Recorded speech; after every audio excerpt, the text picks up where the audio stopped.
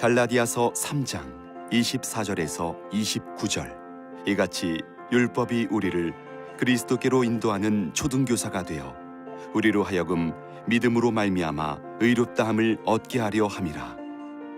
믿음이 온 후로는 우리가 초등교사 아래에 있지 아니하도다. 너희가 다 믿음으로 말미암아 그리스도 예수 안에서 하나님의 아들이 되었으니 누구든지 그리스도와 합하기 위하여 세례를 받은 자는 그리스도로 옷 입었느니라. 너희는 유대인이나 헬라인이나 종이나 자유인이나 남자나 여자나 다 그리스도 예수 안에서 하나이니라. 너희가 그리스도의 것이면 곧 아브라함의 자손이요 약속대로 유업을 이을 자니라.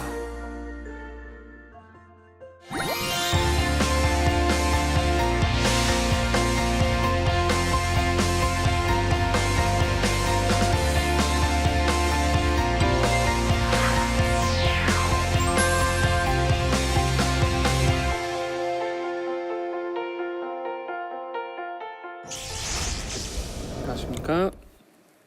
시광교회를 섬기고 있는 이정규 목사입니다.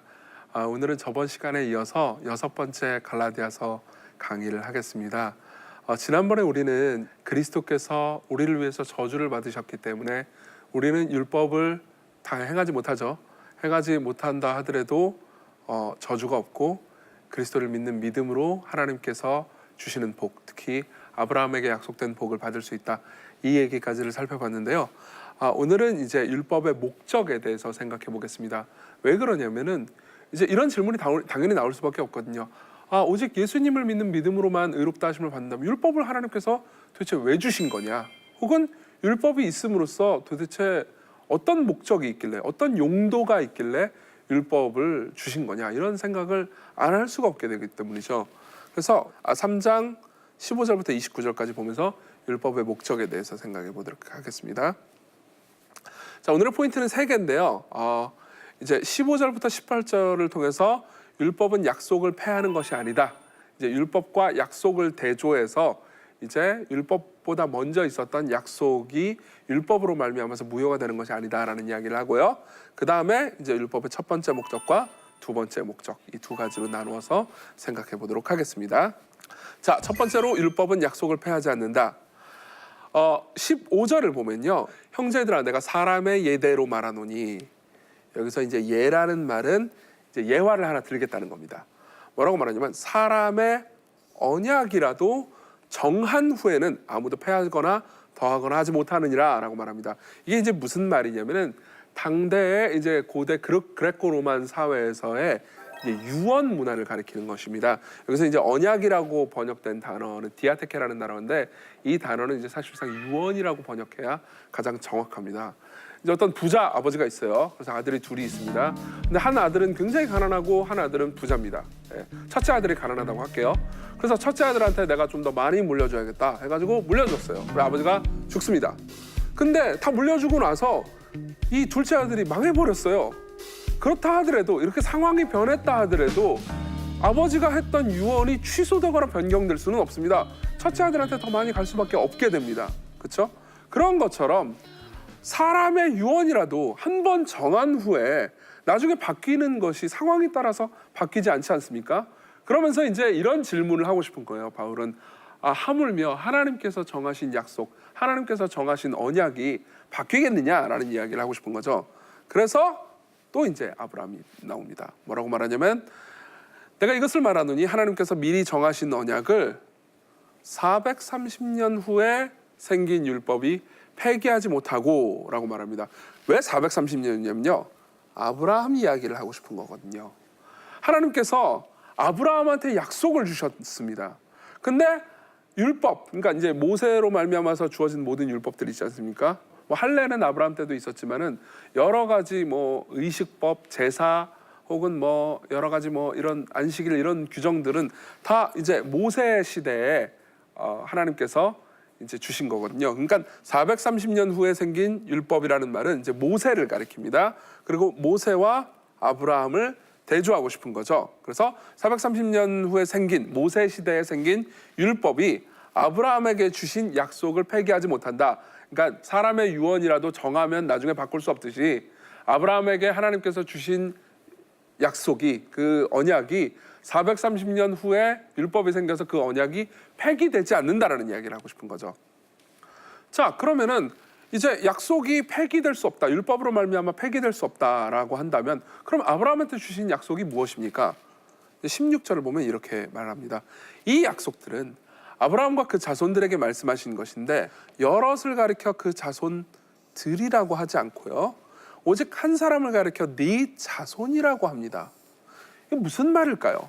우리는 이제 율법이 아니더라도 아브라함한테 주신 약속, 그리고 아브라함한테 주신 약속이 그 복이 이런 거라고 생각하기 쉽습니다. 그러니까 아브라함이 하나님을 잘 믿고 그러면은 소위 그 아브라함이 하나님을 잘 믿었다라는 공로 때문에 아브라함한테 여러 가지 복을 주셨다, 뭐 이렇게 간단하게 생각하거든요. 근데 바울은 창세기에 나오는 아브라함에게 주신 약속을 면밀하게 분석하면서 한 가지를 지적해냅니다. 아브라함한테 하나님께서 너한테 자손이 있을 것이다, 이제 이삭이죠. 1차적으로는 이삭입니다. 근데 자손이 있을 것이다라는 약속을 하긴 했는데 뭐라고 말씀하셨냐면, 실제로 창세기로 한번 가볼게요. 그를 이끌고 밖으로 나가 이르되 하늘을 우러러 뭇별을 셀 수 있나 보라. 당시에 하늘을 보면 이제 별들이 막 하얗게 하늘을 수놓았을 겁니다. 그걸 보라고 말씀하시면서 별들이 많지요. 굉장히 많은 양들의 별들을 보게 하시면서 뭐라고 말하냐면은, 실제로 창세기 15장 이 본문에 히브리어로도 이렇게 돼 있는데요. 그에게 이르시되 네 자손이 이와 같다고 말합니다. 복수로 자손들이라고 하지 않고요, 한 명의 자손이라고 말하죠. 그러면은 왜 한 명의 자손이라고 말했을까요? 아까 바울이 말한 바에 따르면요, 아브라함은 단순히 그 이후에 아브라함의 족속으로부터 여러 사람들이 나올 것이다 라는 약속만 받은 것이 아닙니다. 하나님께서 아브라함에게 창세기 15장에서 궁극적으로 약속하신 것은 너의 태로부터, 너의 후손으로부터 한 자손이 나올 것이다. 이 자손이 누구냐? 너의 자손이지만 사실 너보다 먼저 있었던 존재, 너의 태로부터 나중에 이제 너의 족보로부터 나올 존재지만 사실상 너를 만든 존재, 사람이신 동시에 하나님이신 그리스도가 너에게서 나올 것이다 라는 약속을, 사실 당시에 아브라함이 그 약속을 받을 때는 불분명하긴 했지만 바울이 깊이 창세기를 연구해 본 결과, 아하, 여기서 단수로 자손이라고 표현한 이유는 하나님께서 아브라함에게 주신 약속이 단순히 뭐 너희들 자손 많아가지고 큰 국가를 이룰 것이다 정도가 아니고, 너의 태를 통해서, 너의 족보를 통해서 결국 너를 구원할 구세주를 보낼 것이다 라는 약속을 주었다는 거죠. 그렇기 때문에 지금 바울은 이런 이야기를 하고 싶은 겁니다. 이미 하나님께서 아브라함에게 말씀하실 때 아브라함 이후의 사람들이 율법을 지킴으로써 구원을 받을 수 있다는 게 아니고, 오히려 아브라함을 비롯해서 많은 사람들이 하나님 뜻대로 안 살고 죄로 인해서 하나님의 진노와 저주를 받겠지만, 그럼에도 불구하고 그 진노와 저주로부터 너를 구원할 한 자손이 올 것이다. 즉 믿음으로 말미암아, 더 정확히는 예수님으로 말미암아서 너희가 구원을 받을 것이다. 아브라함 너에게 그런 복을 줄 것이다 라는 약속을 했다는 거죠. 그러니까 종합하면 이런 겁니다. 이미 바울의 생각에서는요, 이미 하나님께서 아브라함에게 예수 그리스도로 말미암은 약속을 주셨어요. 그리고 이미 창세기에서 오직 예수님으로 말미암아서 우리가 구원을 받을 것이라는 약속을 다 해주셨습니다. 그렇기 때문에 430년 후에 나중에 하나님께서 야, 이거 430년 지나 보니까는 이거 상황이 바뀌어서 안 되겠다, 예수님으로 말미암아 구원받는 게 아니고 예수님에 더해서 율법도 지켜야 구원을 받을 수 있다라고 상황을 바꾸신 게 아니라는 거죠. 그럼 이제 우리는 자연스럽게 물어보게 됩니다. 그러면 율법을 왜 주셨나요? 율법을 왜 주셨는지에 대해서 이제 생각을 해봐야 되죠.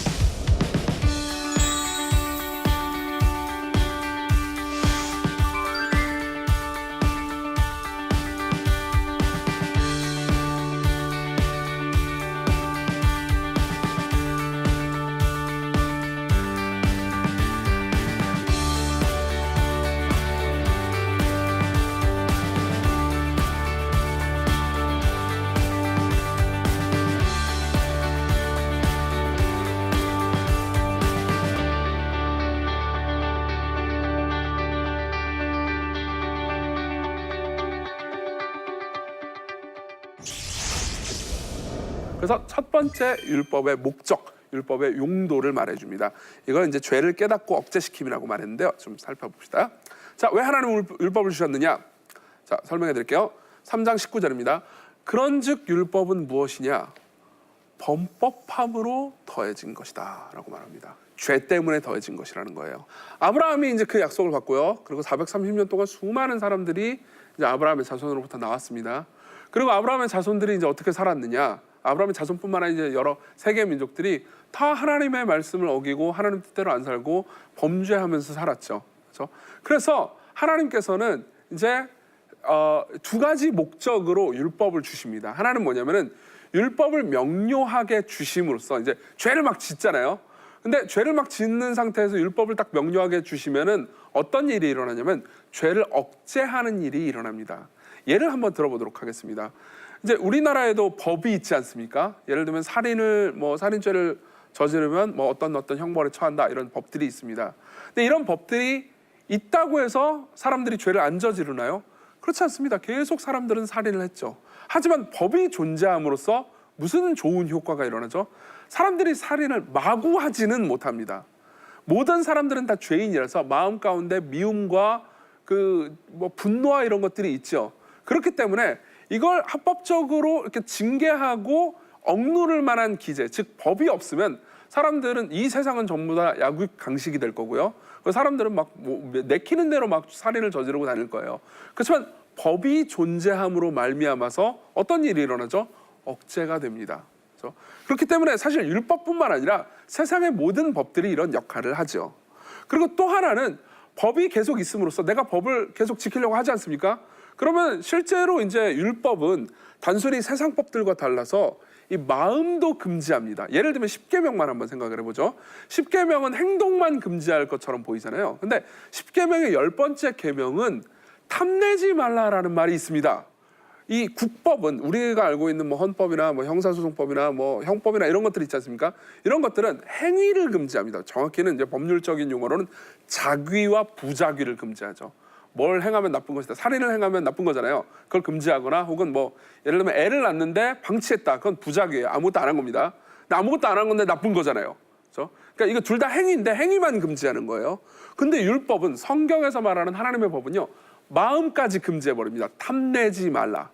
탐내는 것은 마음이잖아요. 그러면 이런 것들을 잘 보면서 율법을 지키려고 하잖아요. 그러면은 하나님을 사랑하라는 내용도 율법에 많이 있거든요. 근데 이것도 역시 감정이지 않습니까? 그죠? 적극적으로 하나님을 사랑해야 되고 또 소극적으로 내 마음의 탐심을 금지해야 되고 이런 것들을 하다 보면 내가 죄를 지을 수밖에 없는 죄인이구나라는 것을 깨닫게 만들어주거든요. 즉 죄를 억제하고 내 마음 가운데 죄가 있다라는 것을 뭘로 깨닫느냐? 율법으로 깨닫습니다. 그래서 범법함으로 하나님께서 우리 안에 있는 죄가 어떤 것인지 깨닫게 해주기 위한 어떻게 보면은 보조적인 용도로 주신 거죠. 자, 그래서 천사들을 통해서 한 중보자, 여기서 한 중보자는 모세를 가리킵니다. 중보자의 손으로 베푸신 것인데 약속하신 자손이 예수님을 가리킵니다. 아까 아브라함한테 약속하신 그 자손이죠. 약속하신 자손이 오시기까지만 이제 한계적으로 있는 존재예요. 그래서 이제 두 가지죠. 죄를 억제하기 위해서 그리고 인간이 죄인임을 깨닫게 하고 그리스도가 필요하다는 것을 깨닫게 하기 위해서 율법이 한시적으로 있다라는 이야기를 하는 겁니다. 자, 그리고 두 번째 목적을 얘기합니다. 율법의 어떻게 보면 한계라고 볼 수 있는 거죠. 20절에 보면은 조금 어려운 구절입니다.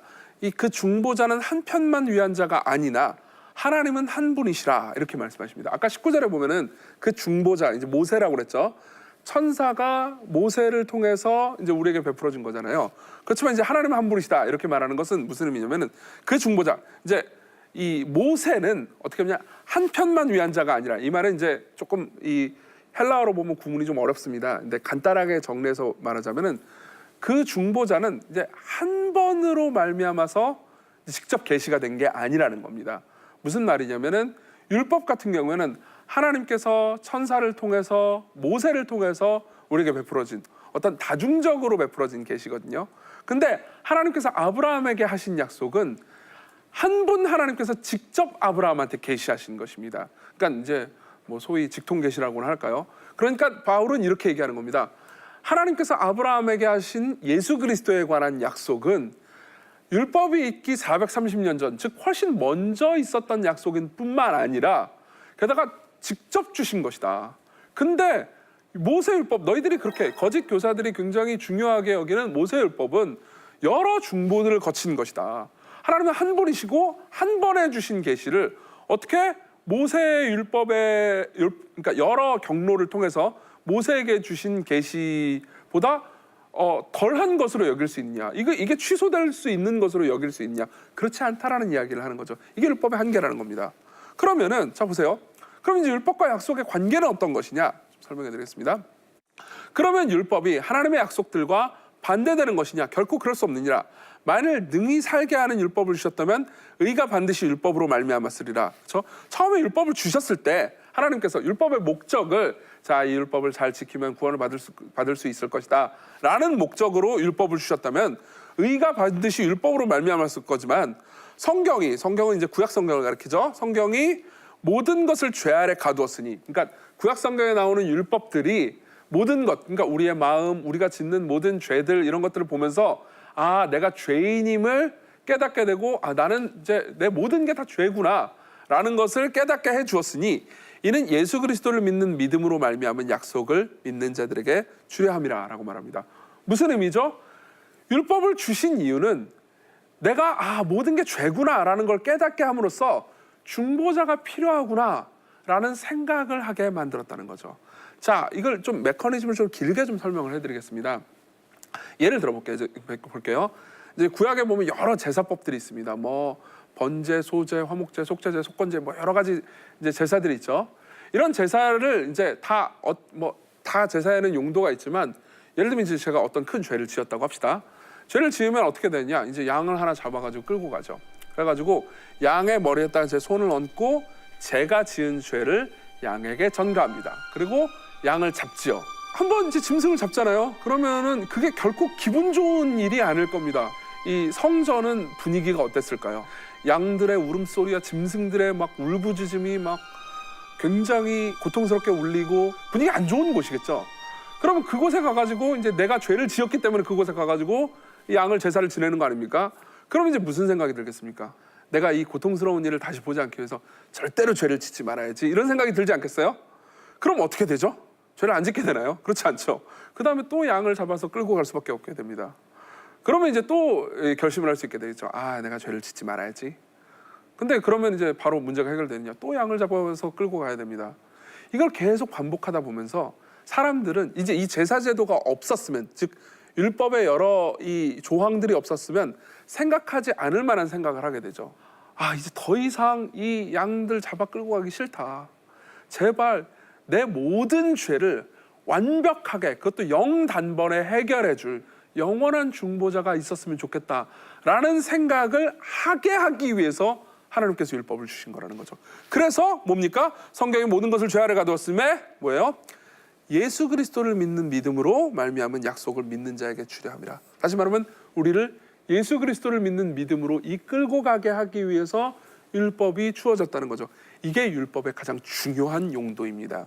그래서 우리는 이제 그 다음에 율법의 진짜 목적을 좀 더 정교하게 볼 수가 있습니다. 믿음이 오기 전에 우리는 율법 아래 매인받았고 계시될 믿음의 때까지 갇혔습니다. 무슨 말입니까? 우리 개개인이 참된 믿음을 만나기 전까지 우리는 율법을 통해서 우리가 죄인임을 깨닫게 되고, 그리고 사실상 이제 믿음을 갈망하는, 아직은 자유롭지 않은 상태에 갇혀 있다는 거죠.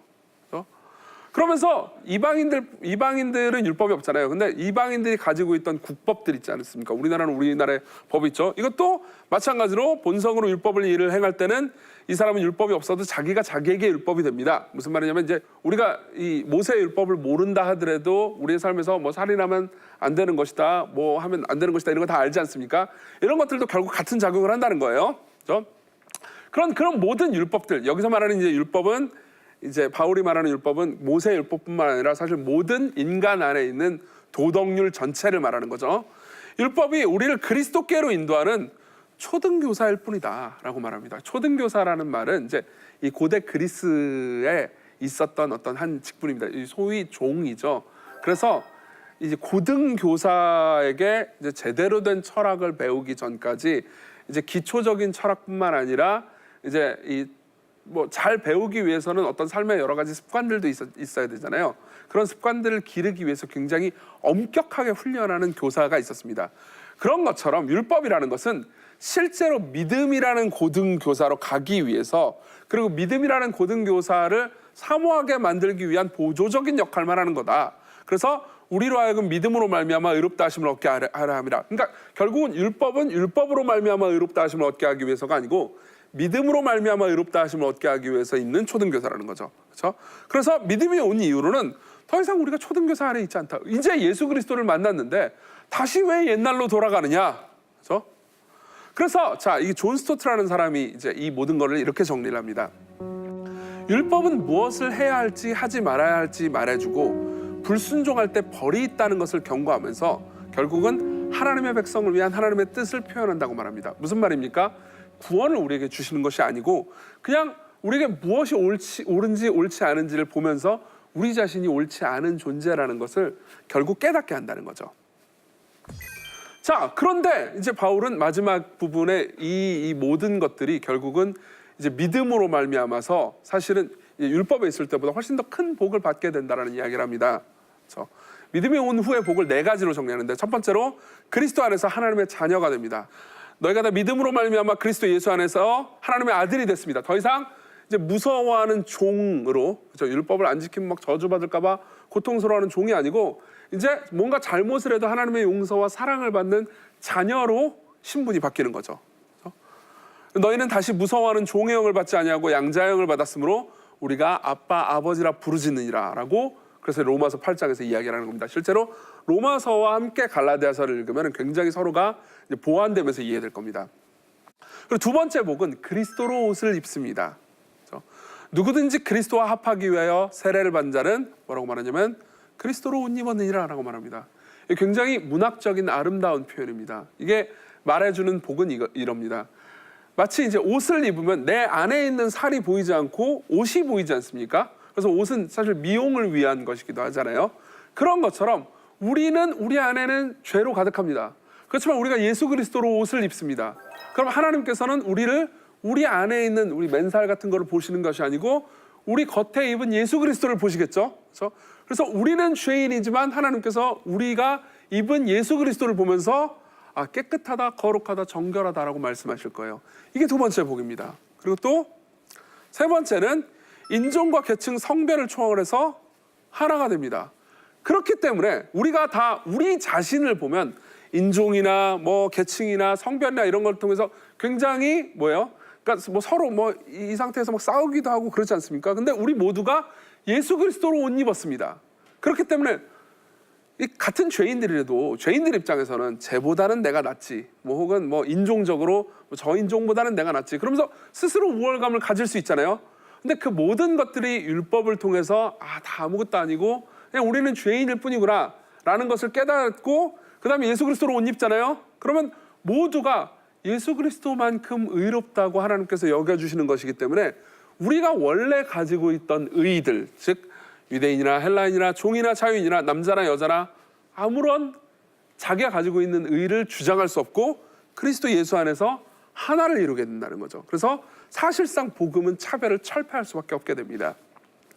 그리고 네 번째로 아브라함의 복과 상을 받습니다. 그렇죠? 지금까지 계속 저번 시간에도 우리가 아브라함을 중요하게 보지 않았습니까? 이번 시간에도 이제 아브라함 이야기가 나오는데 아브라함에게 하나님께서 약속하신 모든 복이 사실은 예수 그리스도를 믿는 사람들, 우리들에게 있다라는 이야기를 하는 거죠.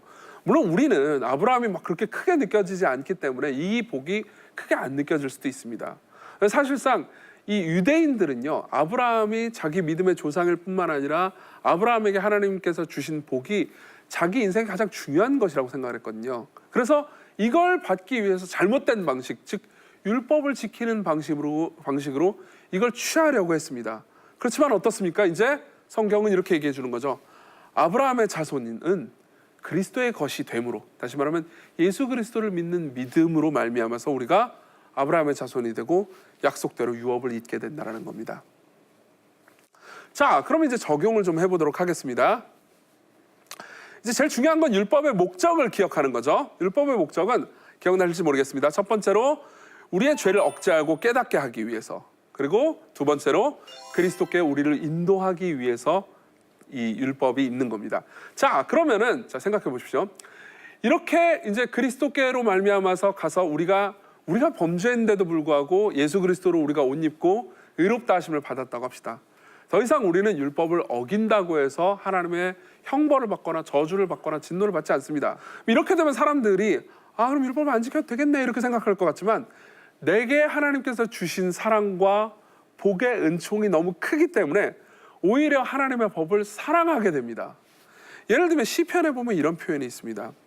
내가 주의 법을 어찌 그리 사랑하는지요 내가 그것을 종일 작은 소리로 읊조리나이다.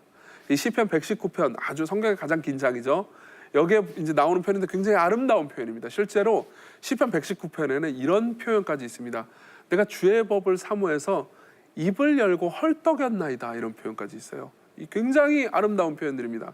이런 표현들을 보면은 시인이 단순히 율법을 그냥 지켜야 된다 그렇지 않는다 이런 정도로 보는 것이 아니고 율법을 굉장히 사랑하는 걸로 생각할 수 있어요. 만일 이렇게 생각해 보십시오. 내가 율법을 지키지 않으면 그렇죠? 저주를 받고 율법을 지켜야 복을 받는다 이렇게 생각해 보십시오. 그럼 사람들은 율법을 기쁨으로 지키기보다는 억지로 지킬 겁니다. 여러분 예를 들면 교통법규 생각해 보십시오. 그렇죠? 교통법규를 잘 지키는 분도 있고 그리고 뭐 상습적으로 어기는 분도 있을 겁니다. 그러면 안 되지만 근데 지키는 사람이라도 교통법규가 즐거운 거야 그러면서 지키는 사람은 없습니다. 이걸 안 지키면 어떤 혼돈이 일어날지 알기 때문에 어쩔 수 없이 지키는 거죠. 그렇지만 복음으로 말미암아서 용납받은 사람들은 교통법규 지키듯 율법을 지키지 않습니다. 오히려 내가 용납받았기 때문에 그리고 하나님께서 이 모든 것들을 거룩한 것으로 주시고 이것을 지킴으로써 내가 더 거룩한 삶을 살아갈 수 있게 하기 위해서 내게 선물로 주신 것이라고 생각하면서 오히려 율법을 즐거워하면서 지키게 되죠. 이게 율법의 세 번째 용도입니다. 다시 전으로 돌아가면요. 율법은 우리의 죄를 억제하고 깨닫게 하기 위해서 그리고 그리스도께로 우리를 인도하기 위해서 주어졌습니다. 그리고 우리가 드디어 그리스도께로 가지 않습니까? 그러면 용납받고 사랑받은 은혜로 말미암아서 이제 그 전에는 안 지키면 나를 고통스럽게만 하는 것이구나 라고 생각했던 율법을 시편의 여러 시인들처럼 이 율법이 내가 안 지켜도 저주를 받진 않지만 그럼에도 불구하고 나를 위해서 지킨 좋은 것이네 라고 생각하면서 결국 기쁨으로 율법을 지키게 되는 거죠. 이게 율법의 마지막 용도, 즉 세 번째 용도입니다. 참된 신앙인들은 율법을 기쁨으로 지킵니다. 그리고 이것이 바로 성경의 목적이에요. 절대로 우리를 막 고통스럽게 막 억누르고 그리고 율법을 안 지키면 저주받는 두려움에서 굉장히 고통스럽게 신앙생활을 하기 위해서 하나님께서 율법을 주신 것이 아니고 결국 율법이라는 길을 통해서 예수님을 만나고 그리고 예수님이라는 기쁨을 통해서 다시 율법을 즐겁게 지키도록 하기 위해서 율법을 주신 것입니다. 이런 율법을 잘 안다면 그리고 그리스도로 말미암아서 이 율법을 본다면 저도 그렇고 여러분들도 그렇고 율법을 사랑하면서 즐겁게 지킬 수 있게 될 겁니다. 여기까지 갈라디아서의 6번째 강의를 마쳤고요. 다음번에는 4장을 다룸으로써 7번째 강의를 하겠습니다. 지금까지 시청해 주셔서 감사합니다.